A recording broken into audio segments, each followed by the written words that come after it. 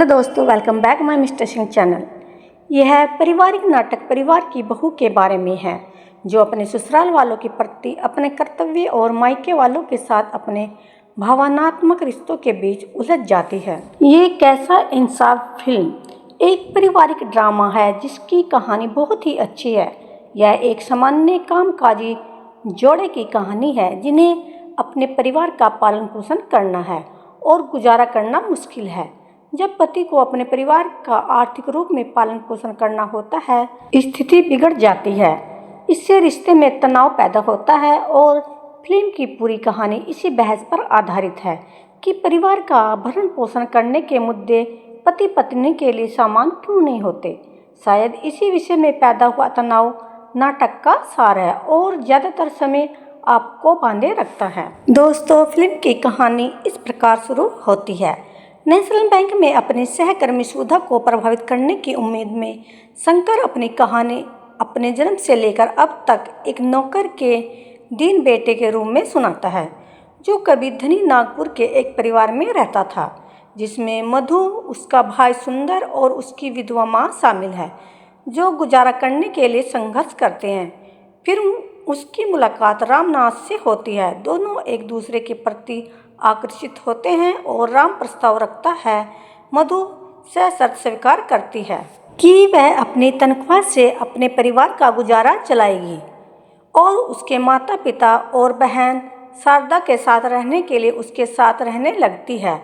वे इतना संघर्ष करते रहते हैं कि मधु अपना बच्चा गिरा देती है जबकि शारदा की शादी अमीर विलायती राम से हो जाती है। आर्थिक रूप से चीज़ें बिगड़ती रहती हैं क्योंकि उन्होंने अपनी बहन की शादी बहुत बड़े घर में दहेज के साथ की थी और इस तरह आर्थिक स्थिति बिगड़ती चली जाती है और मधु का परिवार नाथ के साथ रहने चला जाता है।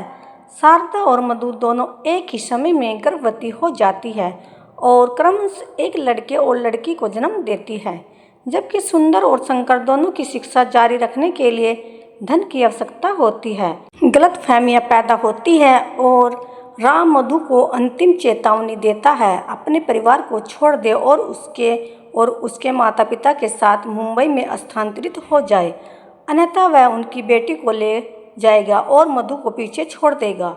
और राम मधु से अलग हो जाता है अपनी बेटी के साथ और फिल्म के अंत में वही होता है जो उन्होंने मधु के साथ किया था।